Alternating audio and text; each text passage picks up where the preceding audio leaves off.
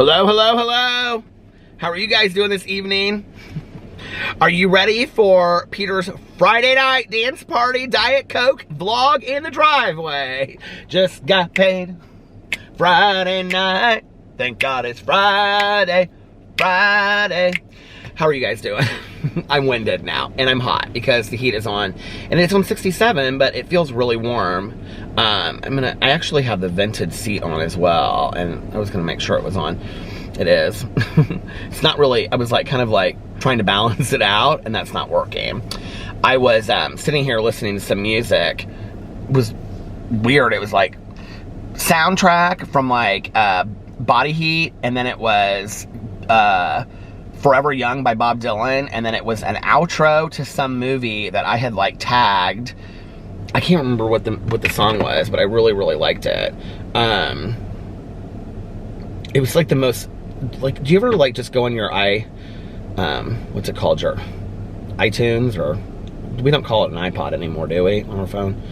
Oh my God, why can't I open my phone? I cannot open my phone. Anyway, do you ever just like go in and you just like play shuffle on your iPod? Main title, John Barry, Body Heat, and then outro, Hold Time in Ward. And I have no idea what this is the outro of, but I love this song. And then One Republic, Counting Stars, and then Be Without You by Mary J. Blige. And then I was like, okay, it's time to vlog. So anyway, how are you guys doing this evening? Where did my, oh my God, please tell me I didn't lose my lip gloss. Oh, my lip gloss is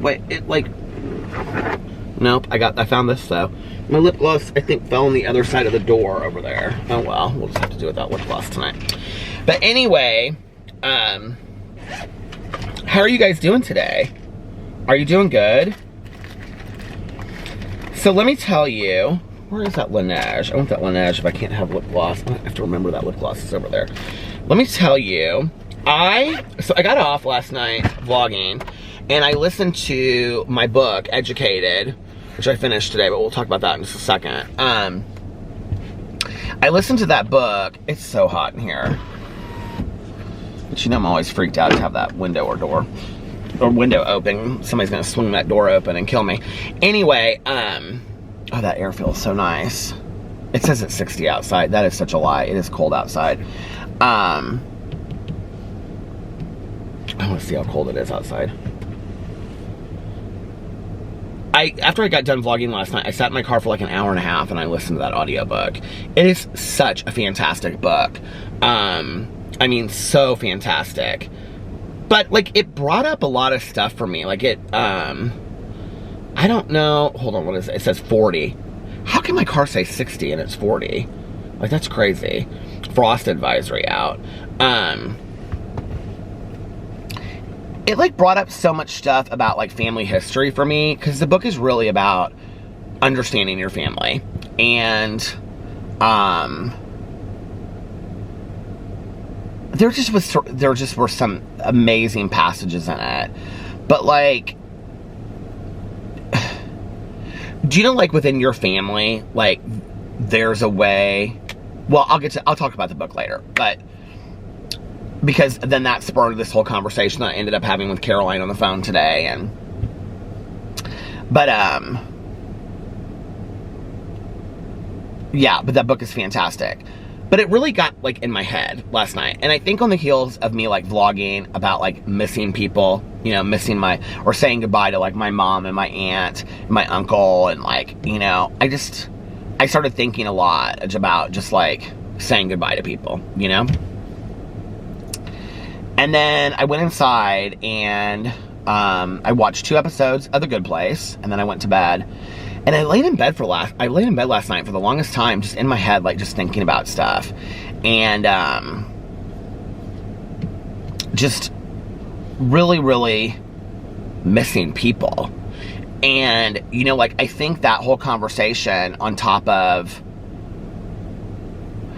listening to this book about being separated by people. I mean, she's like in England during half the book, and she talks a lot about the distance between people. And I was thinking, like, so The last time that Valerie and I went to the casino was a month ago, yesterday, on Thursday. And, like, we kind of make a joke about it when we talk on the phone.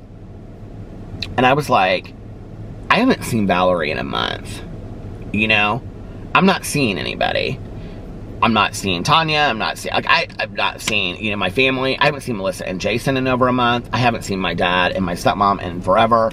I haven't seen Caroline in forever. I haven't seen my in-laws in forever. You know, it's like, I'm not seeing anybody. I know that my story is not unique. I know that I'm exactly where everybody else is with this. Much like the next part of what happened, you know? And then, I don't know, I was like real thankful for a moment when I was laying in bed last night, and I was like, I'm very, very thankful for my house and my husband and everything like that. And I felt really good, you know? And then I was able to fall asleep, and I don't remember having any weird dreams last night or anything like that. In fact, I took a nap tonight and I didn't have any weird dreams either that I remember. So, which I also kind of wonder if I'm like, because before I went to bed last night, I was kind of like in a very calm state. Like, I kind of like, I was thinking about all of this, like not seeing people and whatever, you know? But then I was like thinking to myself, you're not unique. You know, everybody's going through similar things. I cannot believe my battery is low. I have 2 batteries with me tonight, so 2 other batteries with me. But I was like, you're not unique. Everybody's going through what you're going through, you know, and it's for safety and for protection. And, you know, on and on and on. So, then I got up today, and, you know, like, I either wake up and I'm, like, in a really pretty good mood, and I'm just kind of like, oh, let's start the day, you know what I mean? Or I, like, wake up and I'm struggling a little bit, but usually after I do like my prayers and my meditations and my gratitude list and my affirmations, I feel much better. Today that wasn't the case. Today I got up and, you know, like, Alex was still laying in bed, and so we were kind of like laying there talking, and he was like, are you okay? You seem kind of down. And I said, yeah, I do feel kind of down today. And like, I wasn't even really maybe cognizant of it right away. So I went downstairs and was getting the vlog up and, like making coffee and all that kind of stuff. So I got my coffee made, and then I like started doing, you know, like my prayers and meditations, which I usually do before I do everything else. Not that I think that matters, but, so anyway, I was doing all that stuff, and it was like my meditations weren't speaking to anything that I was feeling like today. And I felt like I was just speeding through a gratitude list in my head. I don't know. I was really having a hard time connecting spiritually. Which, what I mean by that is that typically when I connect spiritually, I feel, like, I feel an uplifting of spirit, like, when I'm doing it. Like, if I'm reading the meditations, I feel like, okay, like, this meditation was put in front of me today for a reason, or, and there, maybe that's BS, I don't know, right? But, like, I feel that way, or I feel like, okay, this is really speaking to me today, there's something that I can take away from this. Or I'm, like, going through my gratitude list, and I'm like, man, I just am overwhelmed with thanks today in my life, you know? Or, I do my affirmations, and I really start believing them. Today is going to be a great day, and, you know, and today I couldn't get behind any of it. Like, I was really struggling, you know? And, so I sat around for a little bit, and I was like, trying to figure out like what videos I wanted to make today, you know? And I was like, I gotten up and I was like, well, I want to make all these videos. I want to do all this kind of stuff, you know? Because I feel like while I'm, you know, sitting here, I can, and Alex had wanted to do, he had a couple review ideas for some videos that he wanted to do. And I just was lacking any kind of motivation. And I mean, like, and I've kind of mentioned that on here, you know, in the last week, but today was bad. Like, it wasn't a motivation about making videos. It was motivation about, I didn't want to listen to my audiobook. I didn't want to watch, you know, movie. I just want to kind of like lay in bed. I want to go back to sleep. But I wasn't tired, you know what I mean? And I realized I was kind of like starting to spin in my head a little bit. And so I was like, okay, let's make a video. Like, that'll help you. That always helps you, you know, like get in good spirits, because I love to make videos. So I sat down and I was like, at that point, I was like, I don't know that I'm going to make all of my videos on my channel today. So I was like, what would be one video today that you would really want to make? Besides my vlogs, I had already had that done and was uploading, right? So I was like, well, I've been reading my book on my booktube channel, so I want to make sure that I read on there today, because people are coming over there to listen to it every day, and that means a lot to me. So I sat down and I read my booktube. I read my book on my booktube channel today, and it was 3 of the saddest chapters in the entire book. And I'm like bawling reading it, and I'm like even saying, like, while I'm reading it, like, I don't know what's wrong with me, I don't know why I'm crying, like, I don't know why I'm so emotional. Like, I didn't, because it wasn't like while I was reading it, it was reminding me of anything. It wasn't, like, I just was crying. I don't know why, which is fine, you know. I think it's great to express emotion. So, but I just felt sad today, you know, like, I just was sad. And I just had a moment while I was sitting there, and I was like, I feel like the walls are closing in on me. You know, I feel so grateful for the place that we have. I mean, we have a backyard, we have a back patio, we have a front yard. I can walk all through the neighborhood if I want to. I could walk for 10 miles if I wanted to, you know? But, so, I mean, I know people that are stuck in small apartments and have literally nowhere to go. So, I can't even imagine, and I feel, you know, horribly for them. But, you know, one of the mistakes was I got on social media and I started seeing a lot of people are like starting to get real angry with each other. You know, that's the first thing I'm starting to see. The second thing is I'm seeing a lot of people post about they're either sick or their family members are sick. And it was real scary to me when I saw it today. I felt like like in 5 minutes of being on Facebook, I saw like maybe, you know, 5 to 6 people like had posted something like that. And, then that kind of went into this financial insecurity of uncertainty of like, okay, well, like, you know, how are you going to do this and how are you going to do that, and blah, blah, blah, whatever, you know, and which I think we're all feeling. Like, nothing that I was feeling was unique. I think it's something that we're all feeling. I think, like, it was unique to me today, because I really haven't felt that way. You know, like, I mean, not all at once, not as much as I felt it today. Like, I felt bits and pieces of it, but like, you know, Tanya, I've talked to, and she's just like, you know, in most days she's really good, but I've talked to her, and, you know, like, she'll say out of the blue, like, I'm just really struggling today. You know, the next day she's completely fine. And I think it's this very much just up and down thing, you know? And then, like, Caroline's the same way, or Valerie's the same way. Everybody that I talk to, you know, it's like, one day they're okay, and like the next day they're really having a hard time. Well, I haven't really had a day where I'm like, I mean, I've had days where I haven't felt motivated, but I haven't had a day where I'm like spinning in my head, and that was how I was today. And Alex and I were kind of having a conversation, and I could tell that like he didn't know what to say. Like, he was like trying to ease me and like make me feel better, but he didn't know what to say.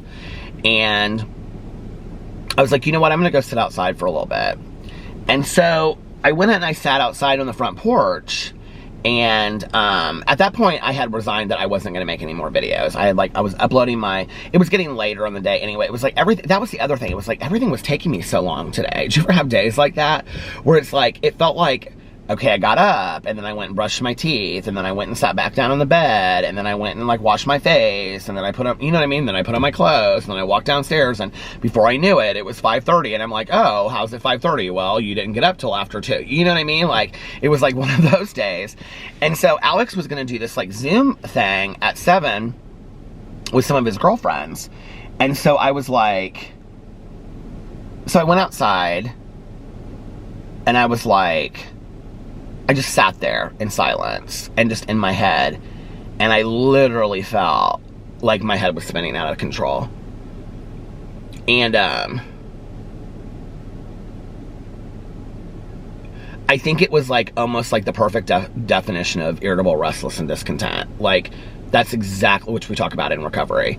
Like, I feel like it like was fear mixed with uncertainty, mixed with anger that I was fearful, mixed with sadness over missing people, and then feeling conflicted because I think so many other people have it 100 times worse than I do, that I should be grateful for what I have, and I wasn't. You know, it was all of this stuff in my head.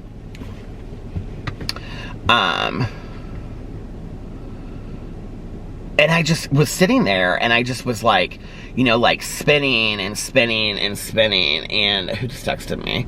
I was just like spinning and spinning and spinning in my head. And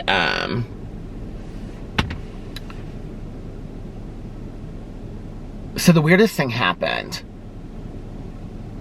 I was just sitting out there on the front porch, and I was like, and it was like, oh. And then all of a sudden it was just like, boom. Okay, and let me tell you what it was like. So, this is real weird. So, when I was growing up, I had a condition that my stepmother also had when she was younger. We both had it when we were younger, but we don't have it now, and it's called atrial tachycardia. And people with normal hearts can have it.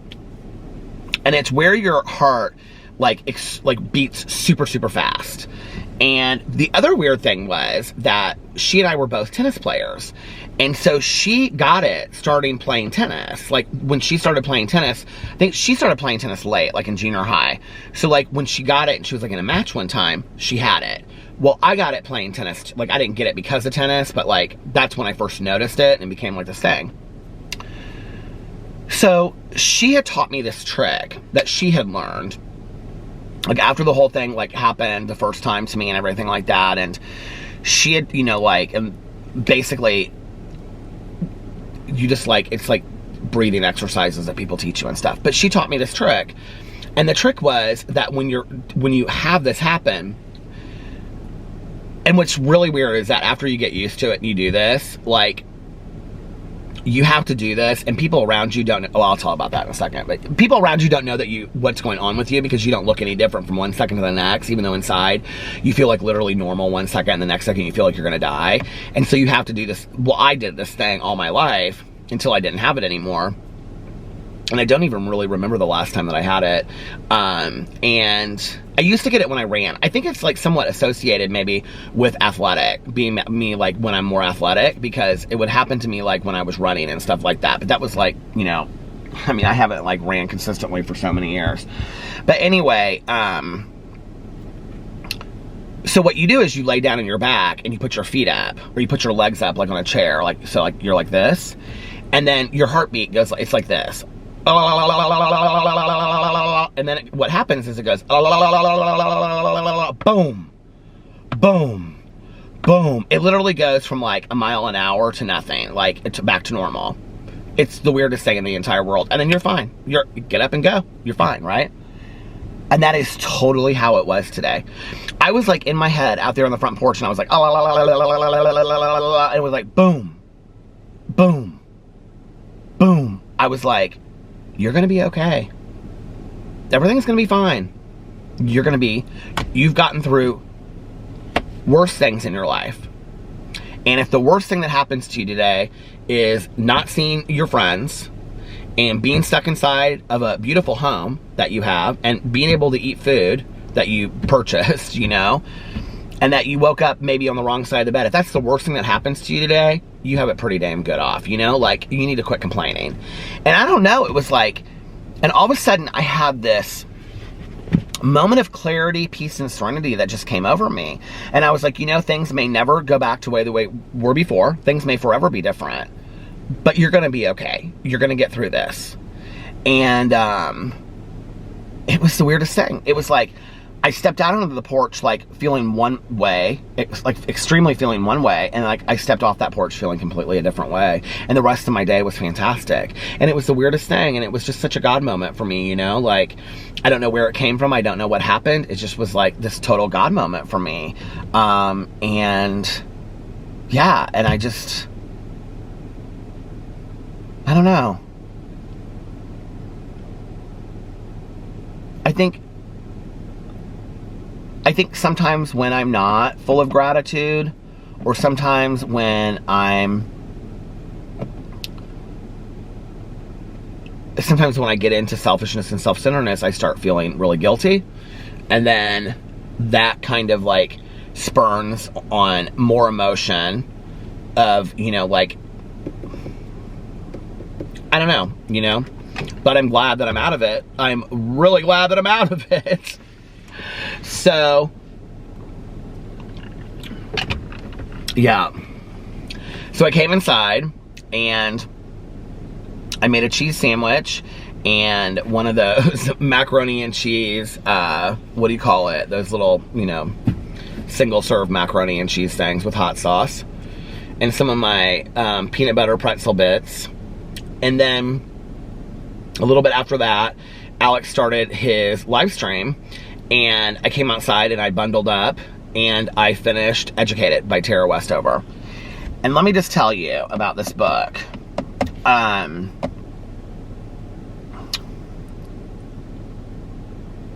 don't even know what to say. God, it's so hot in here.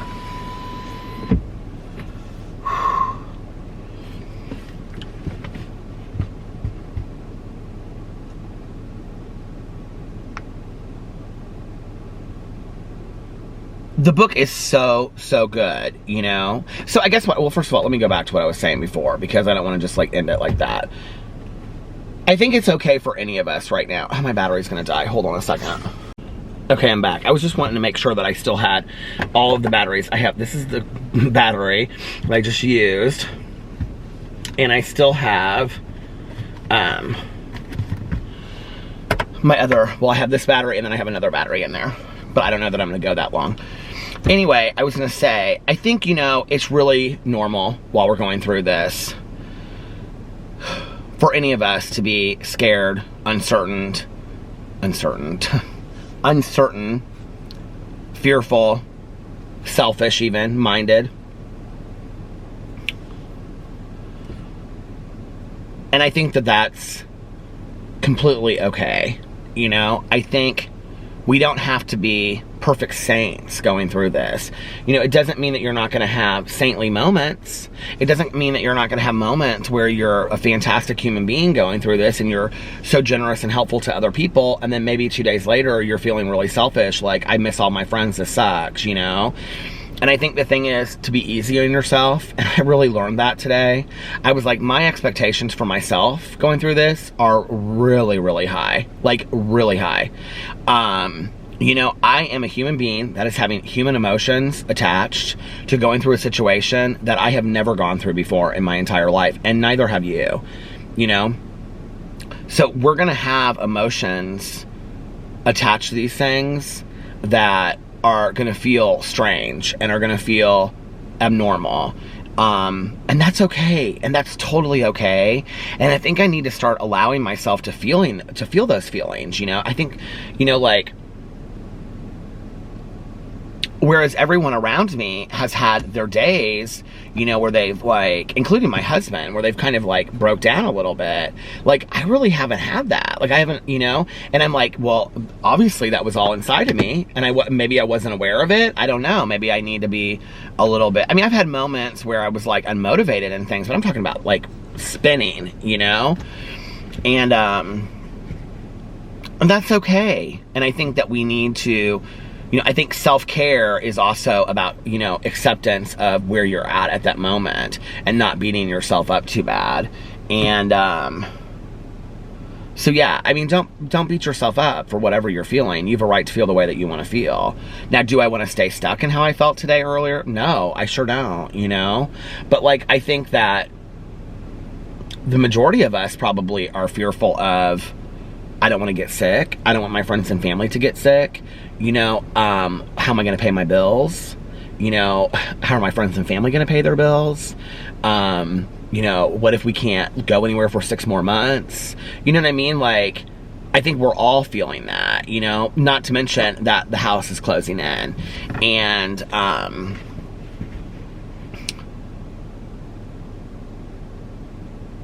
mean, I love my husband. God knows I do, right? And I know he feels the same way about this as I do. But we literally have a living room and a bedroom. Like, that's it. That's a loft.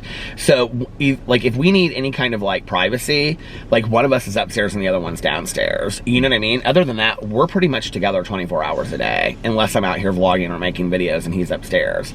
And, you know, it's hard. Like, I really can't believe that we're not, like, that we haven't really argued. You know what I mean?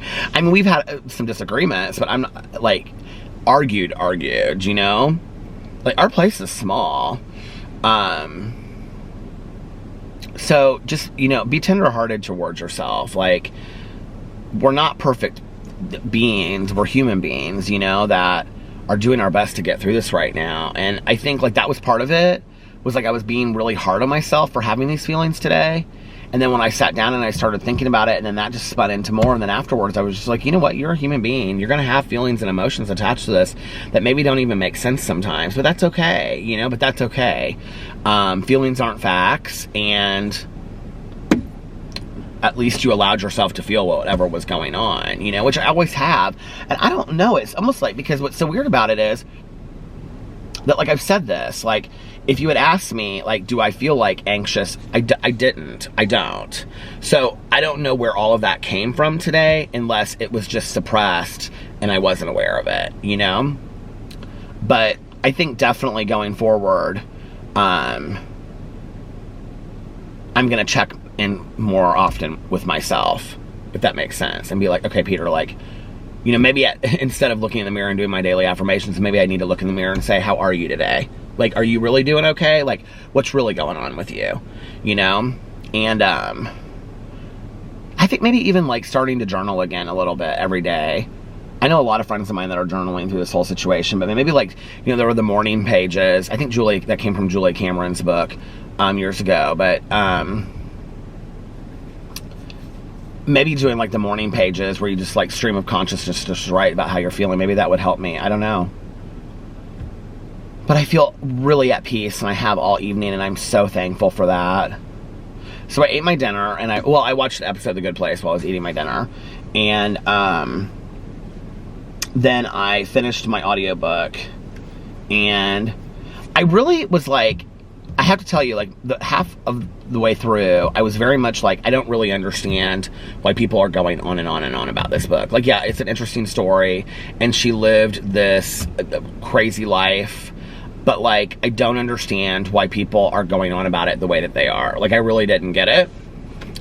And then I got to, like, the last third of it. Maybe a little bit more than the last third. The last half is really powerful. And she just wants her family to love her so much. And she's such a good person. It's just such an interesting story.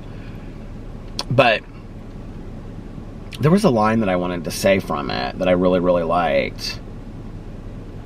Well, she talked about this one thing. I thought this was so interesting. You know, she talked about, like, she'd always believed that she could either live...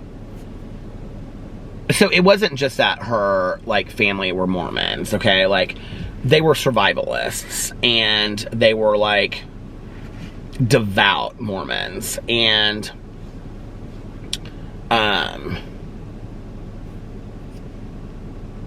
like, everything that they were, like, right down to the scripture. And her dad was also, like, an end of the world person. He thought the world was ending all the time, and racist. It just was just a lot. I mean, anything that you can imagine, he probably said to her at one point or not. So she grew up under the belief of a lot of these things.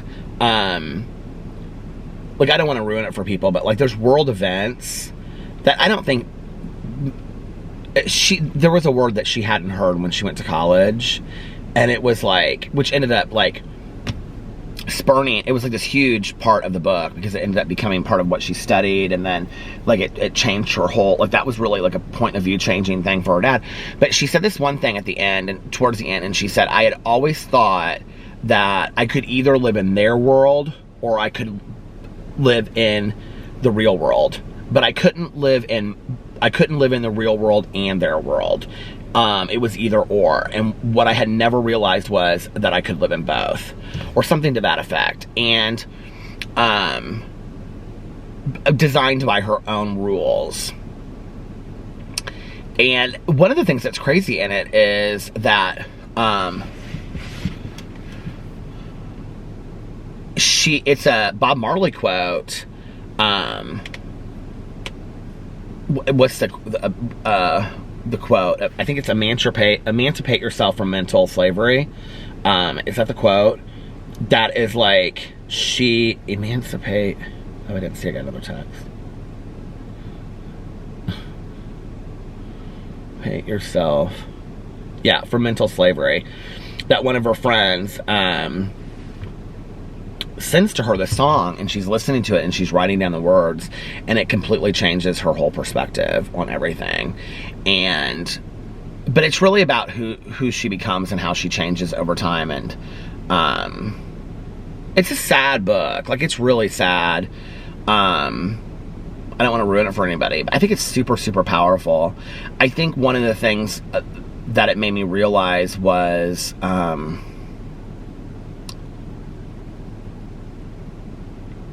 I think we each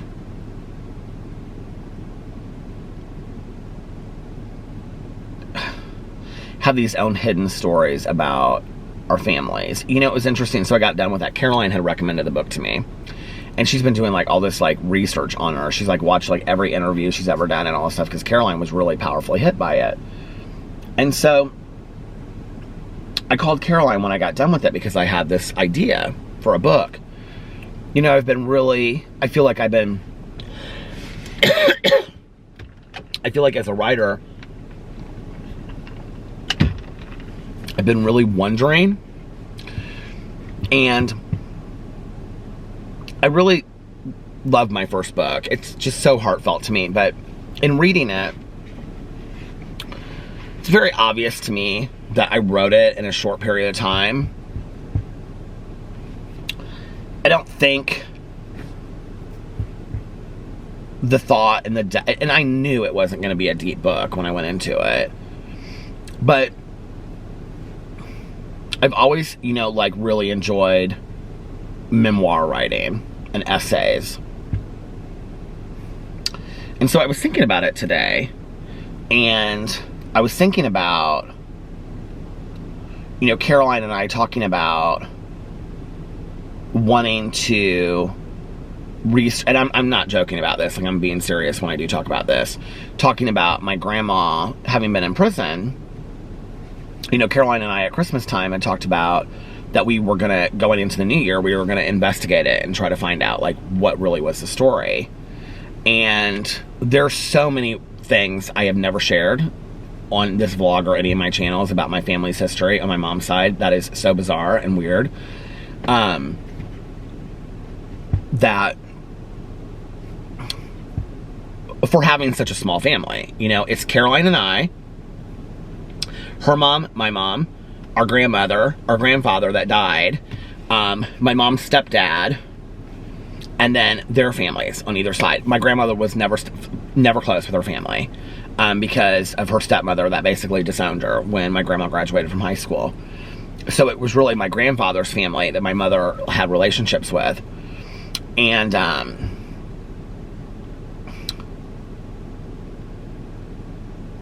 but there's so much from my grandma having gone to prison that we don't really know the true story. Did she go once? Did she go twice? Like, we don't really know. When was it?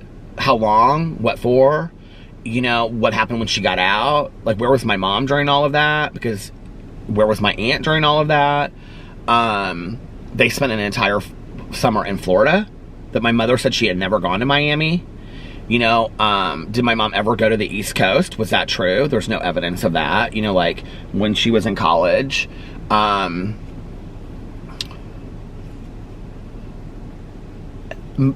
mom and my aunt were in foster care. I've talked about this on here, I think. My mom used to say they were fostered out. My aunt clarified it for me after my mom was gone. She was like, we were not fostered out, we were in foster care. And she said it was a different system back in the day. And she said apartments wouldn't let, like certain apartments wouldn't let children live there, or you had to pay a certain amount of money. And she was like, so it was like in the summers and stuff. I don't know. I don't even know how true that story is. You know what I mean? And, but apparently, like, in the summer, sometimes, like, either my mom and my aunt would be, like, fostered out. I guess, like, my mom would say that to, like, family members, and they would go stay at this. My mom had this uncle that she couldn't stand. She hated him her entire life, which my aunt speculated reasons why. I mean, there's whole stories behind that. And, or they were apparently in foster care. And then I haven't talked about that. I think maybe if I've talked about this, I've only ever talked about this on here one time, that there is speculation that my mother was a twin, and that the twin was given, it was a boy, was given up at birth.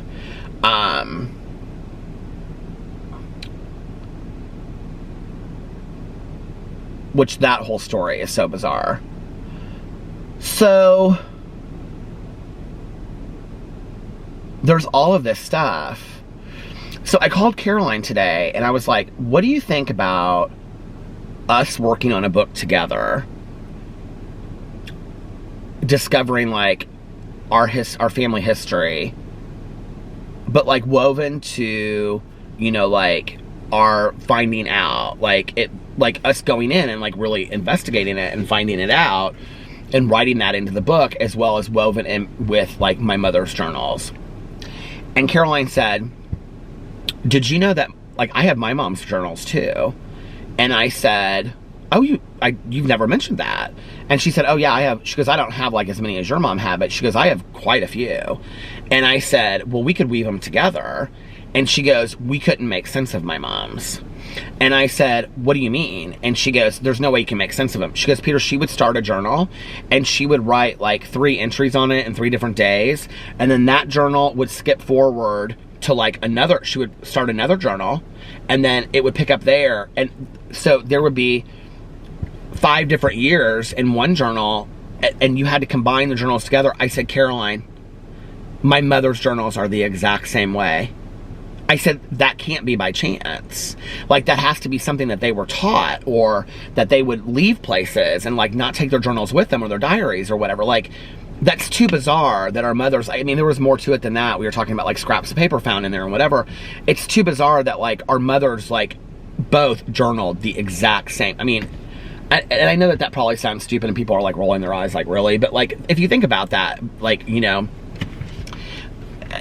that kind of idea of where do you come up with that, you know? Like, and not just as, like, it's a mistake, like, oh, I lost my journal, here, I'll start another one, but consistently, that you go back and forth. So you have this journal, and it's like July 1st, 2010 through July 5th, right? Then you pick up this journal over here, and that starts, now we've skipped forward, there's no journal writing for 3 months. And then over here, this journal picks up September 1st of 2010 and goes for, like, a month, right? And then you go to a third journal, and that's, like, October of the same year. And then you go back to the first journal, and you write 2 days in there, and then maybe another day in the third journal. And if it's like code, it's like we don't want anybody to figure out what's going on.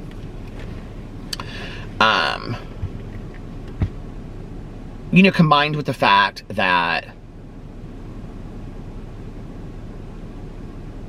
there just was a lot of things that my dad has shared with me that he was very confused about. That he would say, you know, like, when they were married, things that, like, didn't add up and stories that didn't make sense. Well, what's so weird about it is you're talking about 2 women that were highly respected, number one, and that my mother was such a believer in fact, evidence, and honesty and truth. I mean, she really was. And, but, you know, like, I've talked about this before, like, my mom had a journal. I was thinking about this today. My mom had a journal, like, on top of all of her other journals, like, her journals said evidence on them. And I always thought, okay, I think I've shared that on here before, that my mom's journals said evidence on them. I always thought that it was because nobody ever believed her. And so, like, she would want to, like, okay, like, if she got into a fight with my aunt, she would come home and she would write down everything that happened. So I assumed that that meant, like, here, let me take it over and I'll show you what you did. But now, in retrospect, I'm wondering if it wasn't something else. I don't even know, but like maybe the word evidence meant something completely different to her, you know? Maybe it meant like evidence of my life, or I don't know. It's so bizarre when I think about it. And Caroline was totally down for it, but then we got in this whole long conversation, and it was so interesting because Caroline was like, she was like,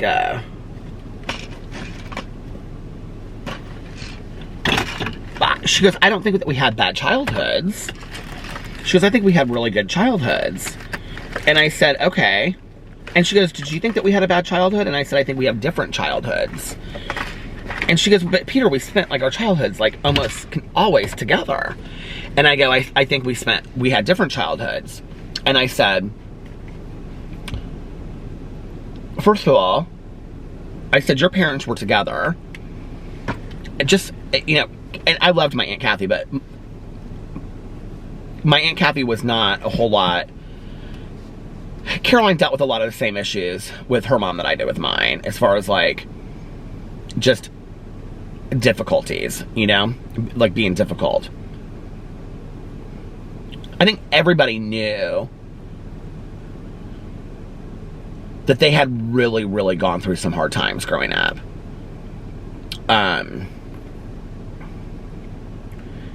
And, you know, like, I was telling Caroline this today, because I said, you know, like, I grew up with a single mother, you know, like, and we came over to your house. Like, your house was my safe place when I was growing up. But you had a mother and a father. And so, even if our mothers were drinking heavily together, your dad was still there. You know, like, during the week, if my mom was drinking like that, it was just me. And she was like, well, I was never scared. And I said, well, I wasn't scared, like scared. Like, I wasn't scared. Like, my mother never hurt me. I wasn't scared about that. I was scared of, like, something happening to her. Like, her stopping breathing or falling downstairs, or I didn't know what. Like, I was scared for her and the drinking because I didn't understand it as a kid. And we were talking about that because on the outside looking in, we had really beautiful, magical, you know, Christmases, Easters, magical childhood. It looked beautiful on the outside looking in, you know. But then there was all this craziness that was going on there. And, I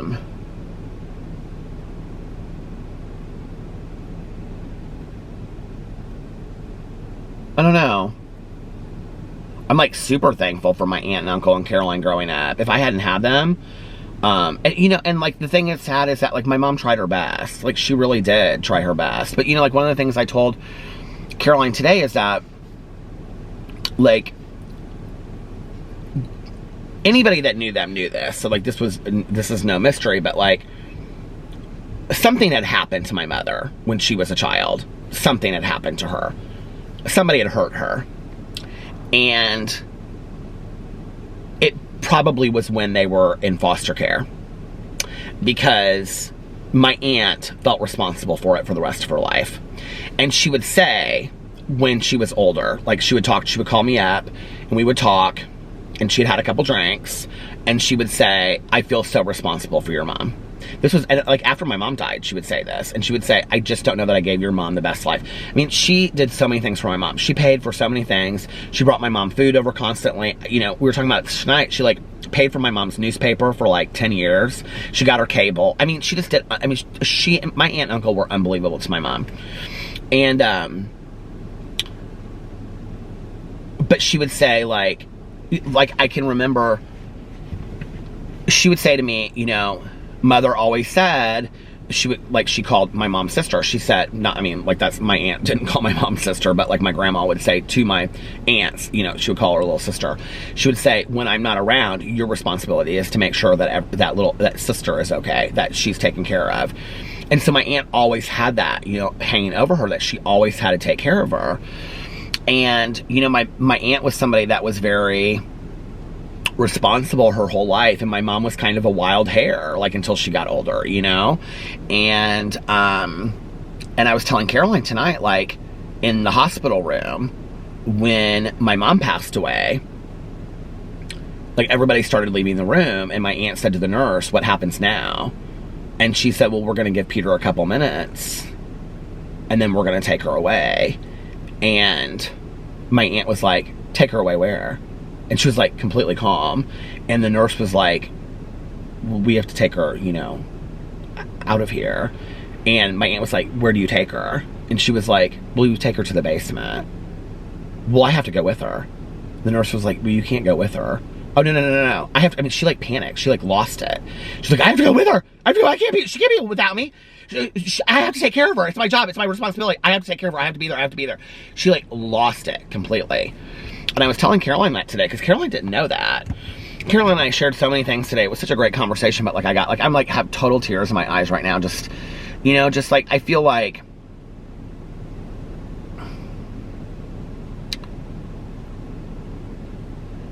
I think they had really beautiful but tragic lives. You know, I think they had a lot of really great things in their lives, you know? But I think at the same time, there was just tons and tons of tragedy there. And, you know, I said to Caroline, I said, we don't even really know our own history. But it makes so much sense, you know, in looking back on it and, like, how they were about things. And, like, she shared some things with me today that I, like, had no clue, you know? Like, I never knew about.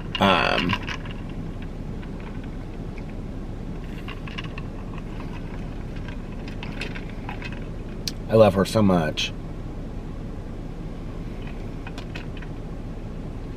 You know, I was always that kid growing up that, like, I mean, we were like brother and sister, but, you know, like brother and sister, you know, she's 3 years older than me. So whenever I was over there on the weekends or, you know, whatever, I was always like the kid brother that she didn't want around. And I just looked up to her and I adored her so much, you know? And,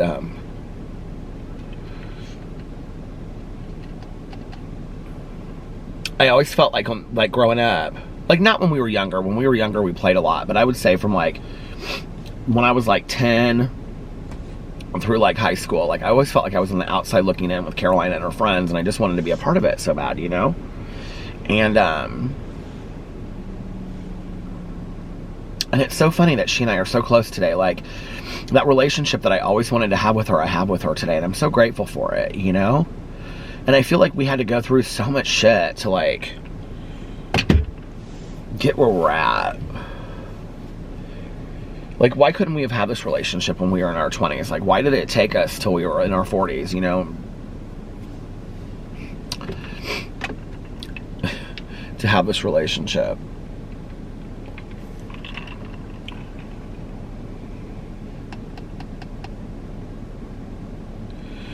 But at least we have it, you know, at least we have it now. I'm not really, like, sad, like, I'm not, like, tearing. I've just been emotional lately. I'm not, like, tearing up out of sadness, I don't think, so much as I am. I'm like, is Alex outside? Did he just bring the dogs outside? I thought I saw something over there. He was up, when I came out here, he was up watching Rufus Du Sol. It was, like, live, because, you know, Coachella is not going on right now.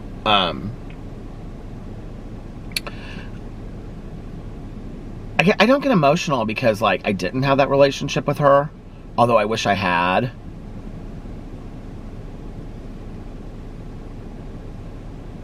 I get emotional because I'm so thankful that I have the relationship with her now that I have, you know?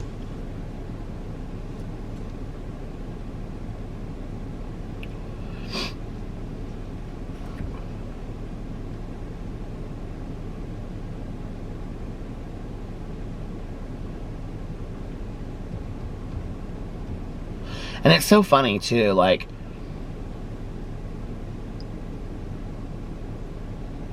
things that Caroline liked when she was younger, you know, like, beauty and, you know, fashion and stuff, like, she's, like, she still likes it, but not as much, but, like, I love it now. And, like, she never read back in the day, you know? And we, like, she and I read the same books now, you know, and she loves to read. and we'll just talk about podcasts and, you know, Netflix shows. And we watch like exact same Netflix shows, and we're so much alike. And she said this to me yesterday on the phone, like when we were talking. She said, I think that is like one really great thing that's come out of all of this, is that I'm talking to people all the time, you know. It's like, I don't know. But she said, we were talking about, like, I think I shared this yesterday, we were talking about, like, if we just knew it was going to be like August, that we were going to be stuck inside, we would be totally fine with that, you know. And she goes, it's so funny. She was like, whenever we talk, she's like, we always like think exactly the same. And I was like, you know, like, I don't know, I just felt like that was such a compliment, you know. Like, I always wanted to be like Caroline, and I adore her, and I feel so blessed to have her as a cousin. And it's so funny too, because so I ordered I don't know if I've ever told this story on here, but I ordered this thing for her for Christmas, and it came incomplete, right? Well, I thought it came incomplete because of them, but I found out that it came incomplete because I didn't order the second part to it, which I since have, and it's been sitting in our kitchen forever. So, and then I moved it to the garage, and then when I cleaned out the garage, I had to move it back into the kitchen, so it's sitting in the kitchen again. But, so, like a week ago, I called her, like, when I, like, saw it in the garage, and whenever that was that I cleaned out the garage, and I said, oh my God, Caroline, I have to tell you something. And I go, what? And she goes, what? And I go, oh, and Dave, it stopped. It was at 30 minutes. And David's Christmas present is there too, because it came after Christmas, and I haven't seen them since then. So, I said, I am so excited about Christmas this year. I said, I have the best Christmas presents for you and David. And if you've never heard Caroline, like, on my vlogs laugh, she and I have, like, the exact same, like, high-pitched kind of laugh. And she goes, what are you talking about? Christmas is so far away. And I said, I know, but I'm so excited. I have the best presents for you. And she goes, well, I'm really glad that you're, like, thinking ahead, you know, whatever. And I go, oh my God, Caroline, it's the presents that, like, I got you this year for Christmas, but they didn't come in time and stuff, and I didn't order the wrong thing. So she started laughing, her, like, laugh, you know. So, like, now every time I call her, first of all, we call each other cousin, because we thought it would be really great if we had our own TV show, like Sister, but it was cousin. But then we decided that it would be a reality show, and instead of, like, Sister, do you remember the show back in the day with Sister? With that Jackie, do you remember? I loved her back in the day. She was so funny. It would be cousin, but it would be a reality show based on sister wives. And it makes no sense whatsoever. We have no idea. But anyway, so whenever, like, one of us calls each other, we'll be like, cousin. She goes, Cousin Peter. And I go, Cousin Caroline. And that's how we answer the phone. And so I'll go, Cousin Caroline, and she'll go, Cousin Peter. I'll be like, oh my God, Caroline, I have, and this is what I say to her every single day that I talk to her, okay? I say, I have the most amazing Christmas present. And before I even get Christmas presents out, she starts laughing. She's like, so, isn't it fun to have stupid little inside jokes? I think it is.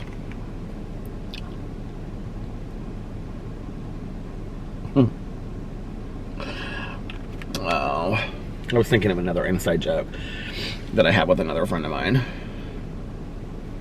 Inside jokes are kind of like, they're so immature, but they're so hilarious and so bonding, don't you think? I'm trying to think of some. You know what's really funny is that actually Valerie and I have a lot of inside jokes. So when we're at the casino, this is so fun. This is so stupid. Well, there's like one that I would love to call her out online, but I'm not going to call her out in my vlog. It's stupid, but it's funny. So, when Valerie and I miss our stupid nights at the casino. When we're at the casino, okay, and you'll like sit down next to somebody, it's like 9 times out of 10, like you either get somebody that like doesn't want to talk to you at all, like they just are like, they turn the other way, like they're like, they think you're rude, okay, that's usually how Valerie treats everybody. No, I'm totally joking. But this one time, this was so funny. I have to tell this one story before this though. One night, Valerie and I, we used to play the same 4 machines always, okay? And this was probably God, like 3 years ago. And it was during this one winter, and I don't know, we were going up there, you know, like once a week or whatever, and we would always play next to this other couple. And I don't know what her name was. Let's just say her name was, I don't know, Judy, and her husband's name was Dave or something. So we're sitting there, and it's like me and Valerie and then Judy and Dave, right? And we're playing these 4 machines, and there's only like, I think there's 5, but there was like, the only 4 that people wanted to play were like the first 4. So we're like playing these machines, right? And we're like hitting it, and like Valerie's just sitting there, she's like not saying anything, right? Because like Judy and Dave were getting on her everlasting nerve, because they're talking like real loud, and every time she would hit something, he'd be like, good hit, and all this kind of stuff. Well, the thing was, we had sat next to Judy and Dave like so many times. I've actually told this story on here before. We had told this story so many times, or we had sat next to them so many times that like, it was like every time we would see them, we'd be like, hey, how are you? You know, like whatever, or I would be, Valerie wouldn't be. So we're sitting there, and the woman goes, it must have been before Thanksgiving, because she said something like we should eat Thanksgiving dinner together or something like that jokingly. And she was like, I can't remember how she said it, but she was like, I feel like we know each other so well. Oh my God. She was like, we, like, because we're always here together at the same time. She goes, we should like be eating Thanksgiving dinner together. And I was like, you know, whatever. Like I'm quick to make casino friends. Okay.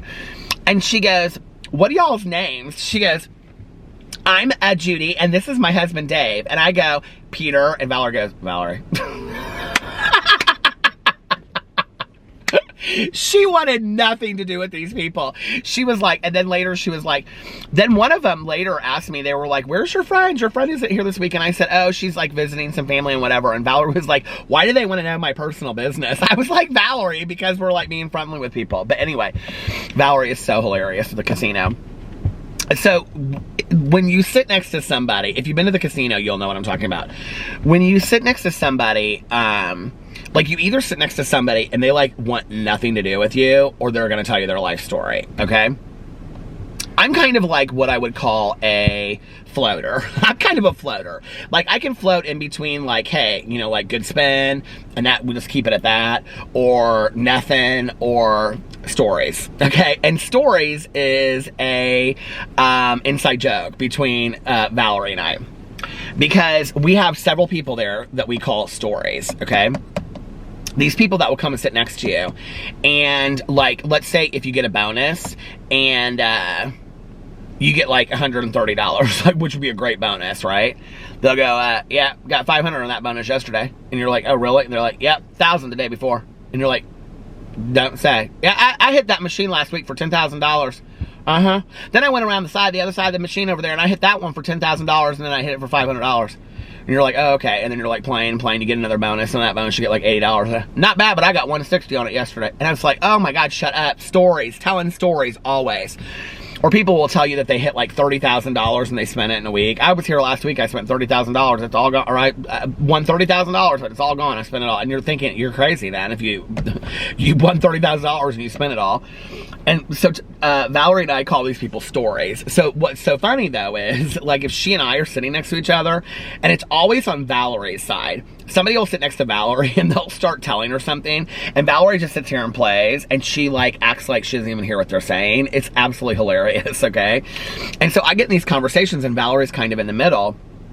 And so like Valerie will hit something, and you know, and it'll be like, I mean, she always hits, so it'll be like $2,500 or something, and the guy will be like, yep, I was playing that machine yesterday, I hit $5,000, and Valerie will be like, like that, and I'll be like, you don't say, and he'll be like, yeah, $5,000, $10,000 the day before. I'm like, really? And he's like, $20,000 the day before, and Valerie's just in the middle of it, and I'll turn to Valerie, and I'll be like, stories, and she'll go, she like can't hold it in. It's hilarious.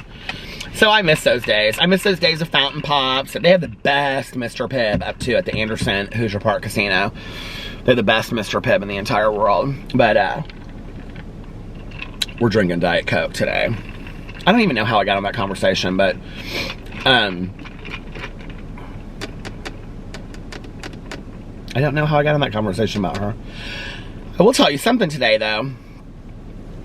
So I ran out of my chips and onion dip. And I was so frustrated because I thought that light just went on. I'm like losing my mind. I got so frustrated because I couldn't figure out how to order stuff. Like, I can figure out how to order stuff online, but it's like their available times are never open, right? So Alex was needing avocados, and he was like, I'm gonna go to Fresh Time, I'm gonna get some avocados. And I was like, well, do we need anything else? And he was like, I don't think so, I'm just gonna go for avocados. And I said, you really think that we should be going to the grocery, like, this is like the week they're telling us that we shouldn't be going to the grocery store. I don't know if you've heard that, but in Indiana, they're saying this is the week, don't go to the grocery store. So I was like, do you really think? And he goes, well, I don't know that we can get anywhere to deliver it, like, in a day or two. And, you know, like, and he's eating avocados literally with every meal, because he's making this avocado toast, and he's making this avocado scramble with his eggs. He's eating it with every meal, right? And my husband, I was gonna say he's eating really healthy, but he just had a bag of pizza rolls the other night, so not so much. But anyway, so we got some stuff delivered actually today, and then like local stuff. But so he said to me, let's get on, he said, so he's like, I'm gonna do the Amazon thing and I'm gonna order some stuff. So he went down there and he like ordered some stuff, like unbeknownst to me while I was asleep, because he didn't know that I needed like chips and dip and stuff like that, because they don't have that at Fresh Time. So Fresh Time is like a real healthy grocery store. They don't have like Lay's dip and stuff like that. You'd be hard pressed to even get an onion dip in there, I think, probably. So I woke up and he was like, I ordered a bunch of stuff, and it's coming tomorrow. And he was like, he got some stuff for both of us. He was like, got some meal stuff for both of us and whatever, and he got us avocados. And I go, where did you order it through? I said, I've looked at Costco, I've looked at, somebody commented on my vlog and was like, they ordered it through Walmart and they release times throughout the day. I've looked at all kinds, I'm up at 6 o'clock in the morning. I get on those things and look, I'm not seeing them open in any times. And he goes, babe, I just did it like a half an hour ago. He's like, if you want to order something, they still have the window open. So I got on there. I ordered, like, I'm obsessed with these Campbell soups. Do you know what I'm talking about? The Campbell soups that come in, like, they have the plastic lid on them, and then you put them in the microwave. They're like this. I'm obsessed with the tomato basil. So I ordered, like, 4 tomato basils of those. And then, because I'm eating that with, like, a peanut butter or a cheese sandwich every night.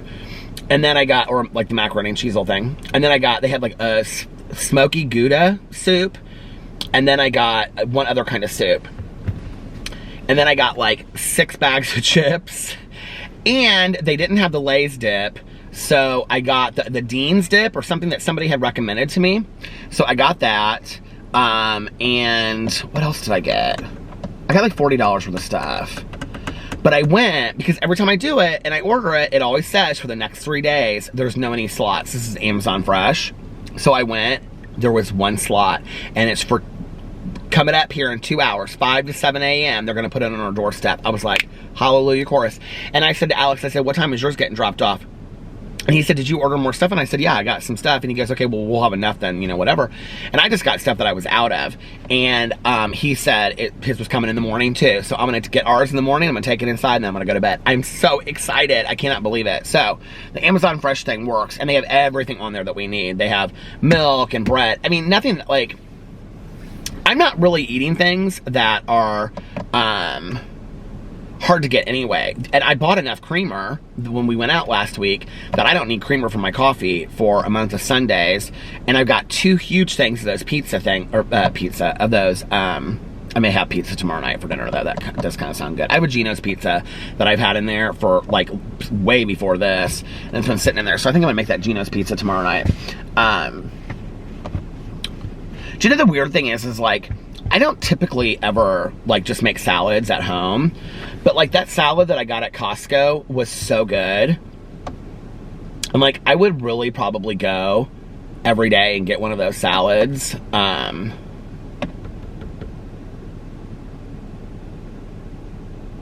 Or just like vegetables, like iceberg lettuce. Like I used to do that and make my own, you know, or a bag of it and whatever, and just put like some salad dressing on it. Like, I've been really craving salads since I've been stuck at home, like, which is so crazy. And I don't know, maybe that's because I'm just not eating a lot of vegetables or something. You know, I don't know.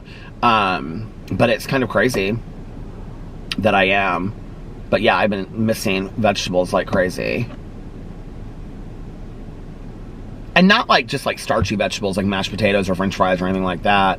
But I can't, you know, it's honestly weird that I'm like, I know what it is. I'm putting on all my weight because of that, the chips and dip. And if I could get rid of chips and dip in those pretzel bites, I would lose weight, because I'm literally like eating one meal a day, and I'm eating a cheese sandwich, which is literally like 2 or 3 pieces of cheese. And it's like real healthy cheese. I mean, what's healthy cheese? But I mean, you know what I mean? Like, it's not like super fattening cheese. And then a tomato soup. Like, that's it. Plus tons of dip and chips. Like, let's not forget that, right? Oh my God.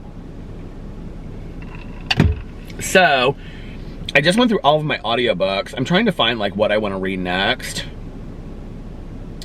I finally downloaded The Butterfly Garden by Dot Hutchinson. I don't really know a whole lot about it. I should go through these books while I'm sitting here talking, because I need to figure out what I want to read.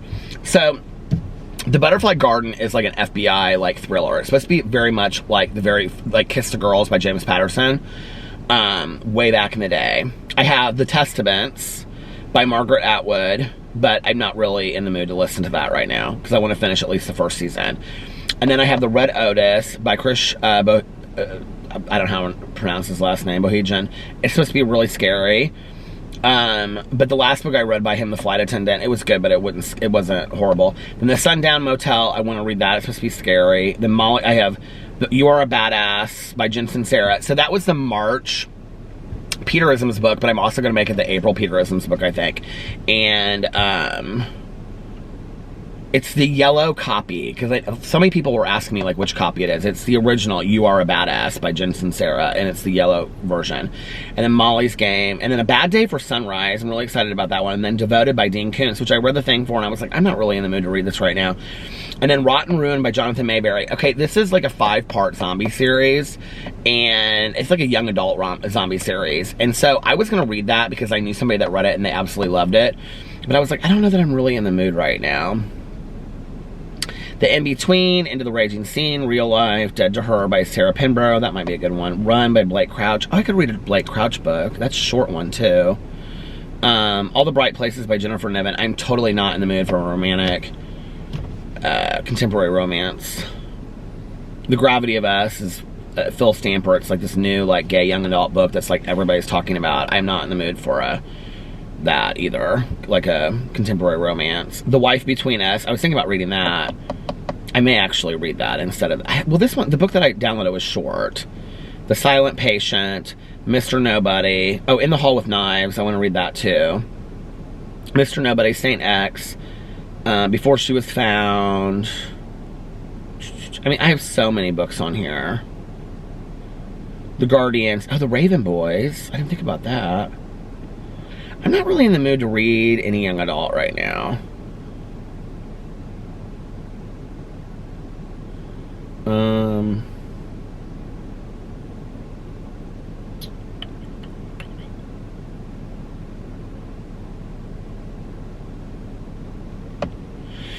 It's funny, like, you can tell, like, when I buy books, like, what mood I'm in, that I'm going through. Because there was, like, this long period where I was, like, going through, like, young adult and, like literary fiction. And then you can tell there's all these books that are, like, they were, like, what do you call them?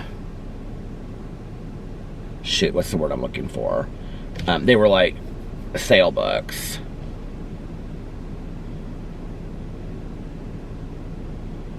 An American Marriage, that book that Tayari Jones is only 8 hours and 59 minutes. I didn't know it was that short. That's the other thing, is like, I'm really, like, the book that I just listened to was like 12 hours. I'm starting to be able to listen to like longer and longer books. Do you know I listened to that book 10, 11, 12. Well, I started it, I just looked this up. I listened to it in like 4 days.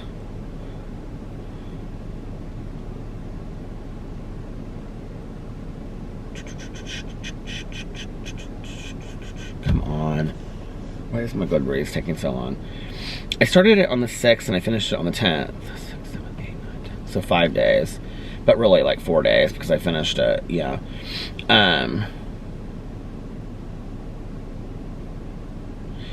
Like Daisy Jones and the Six. I just saw that one. Maybe I'll read that one too later. But see, I'm like in the mood to read thrillers right now.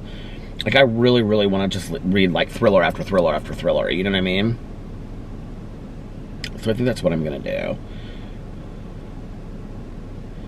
The Crooked Staircase by Dean Koontz. I wonder if it's 15 hours long. My God, some of these books are so long. I actually forgot that I had some of these books. Some of these books are 15, 16 hours long. I guess it doesn't matter, you know?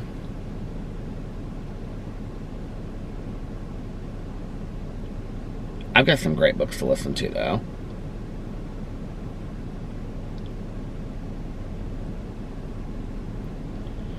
Some of these books I've had on here for like years.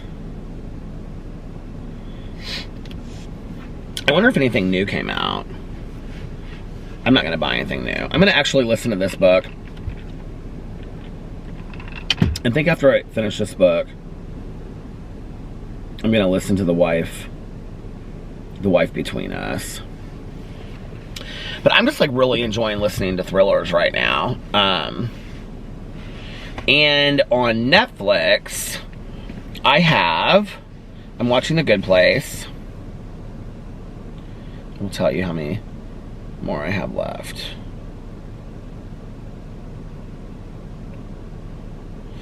I'm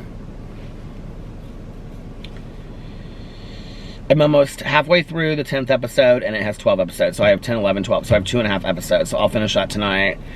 And then I'm going to start Schitt's Creek tomorrow with Wentworth. I also want to watch Moving Parts, this Trixie Mattel documentary.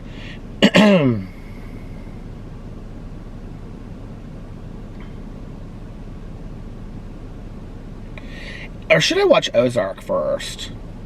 I feel like I should watch Wentworth and then get that done. I kind of like really want to get the shows caught up that I've been watching, you know?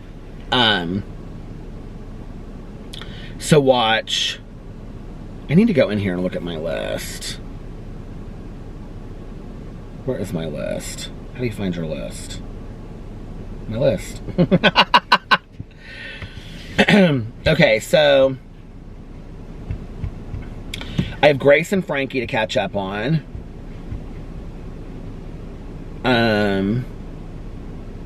I mean, Riverdale, I guess I could watch. Are they still filming it? Is it done? Like, was Riverdale canceled? Grace and Frankie.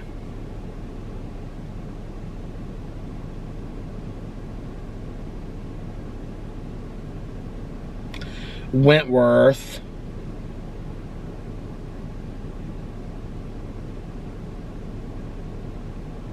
Those are the only two shows that I have to catch up on. And then I'm done.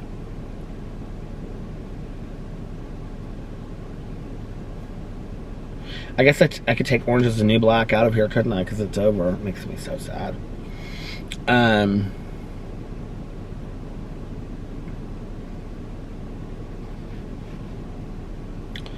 Yeah, so I'm going to...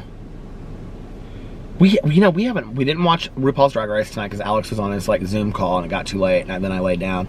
And then we didn't watch the last episode of the first season of Handmaid's Tale either. And I want to finish that. I want to finish Handmaid's Tale completely. I want to watch the whole seasons, all the seasons, so that we can, the air feels so good.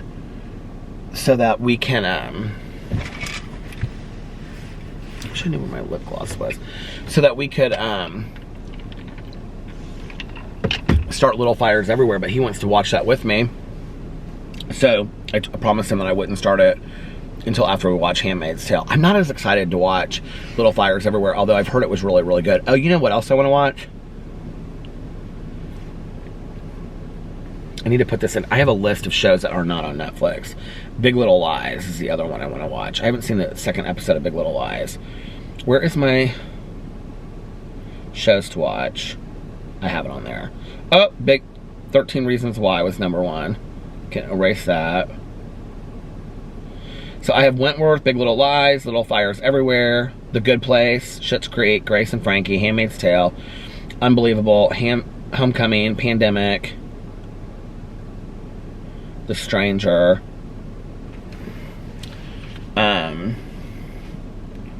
What was the other thing I was just thinking of that I wanted to watch?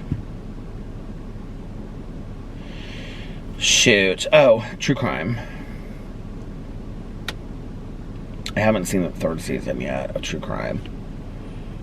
I think that's one of the things I really want to see. Is that what it's called? True Crime? TV show.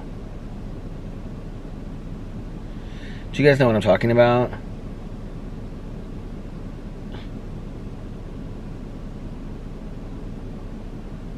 Or is it American Crime Story? No.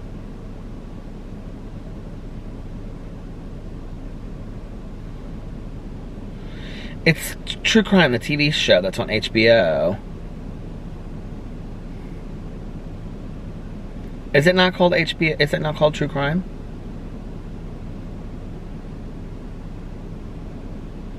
What's the show on HBO then that's called? True Detective. True Detective. But that's not the show that I'm talking about either.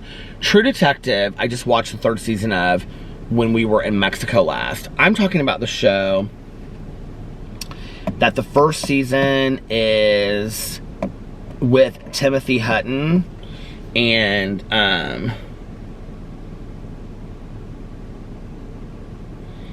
Timothy this is how I Google search. Are you ready? Hutton, dad of overdose. His son overdoses or is killed.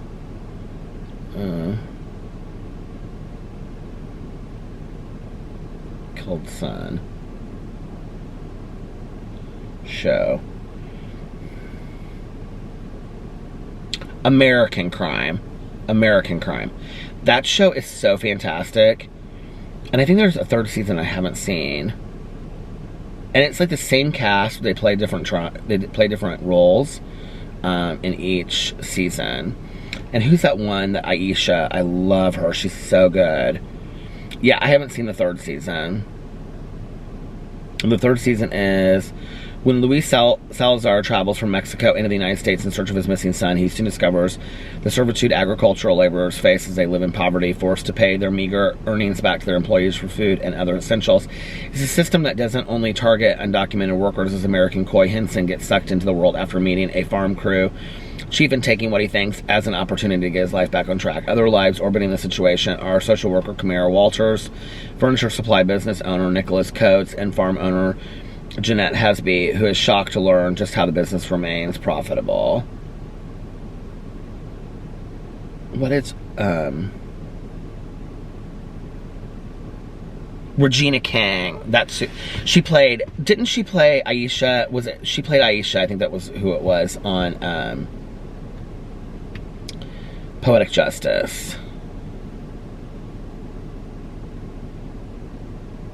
Did you ever see that movie? Oh my god, you want to talk about a great movie.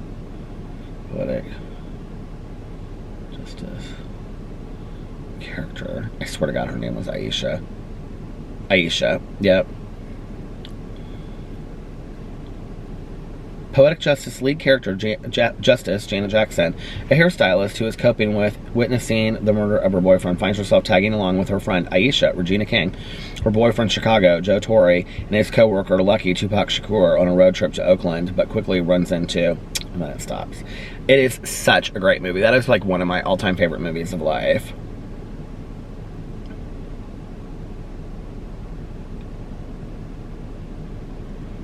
The soundtrack is so good for it, too.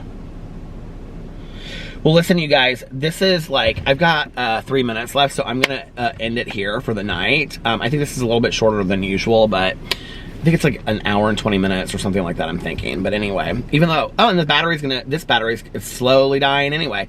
So I'm going to get off here and bid you guys a good night. I hope you had fun at the Friday night driving party in the driveway with a Diet Coke. You can have one too. Anyway, or a cup of coffee, or a glass of wine, or water, or whatever you do. Anyway, I hope you guys are having an amazing Saturday, unless you have other plans. But like I always say, do not have other plans. Make the most of your day. Excuse me, do something fun today. Do something exciting. Or just like I did today, take the day and just relax and listen to audiobooks all day long or read all day long or whatever. By the way, there is a readathon coming up next week, and I will talk more about it on this week. Oh, and Sunday at 4 p.m. Eastern Standard Time, we are doing a live discussion of The Tiger King for our True Crime Book Club. It's listed below. Anybody can come. It's on YouNow. YouNow is free. You don't have to pay to download the app. You don't have to pay to, like, you could just get onto it on your computer. It's completely free. You can just search Peter Monn. My link is below. You'll find it.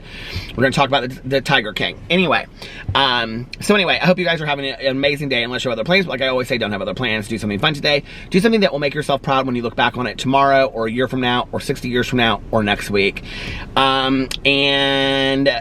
If nobody else has told you this today, I love you.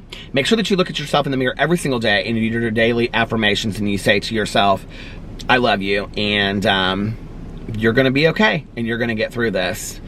But also ask yourself, like I said today, are you really doing okay?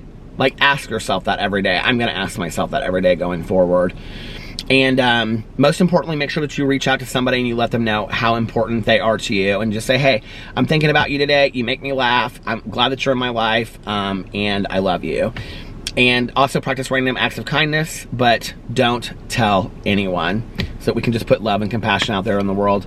And today, for all of the essential workers and all of the healthcare workers that are out there, let's put a blue heart for the OG Wolfpack, and let's put a, let's see, I don't know, I put a yellow, what did I put a red, let's put a red one again for all of those people out there that are working so hard for us.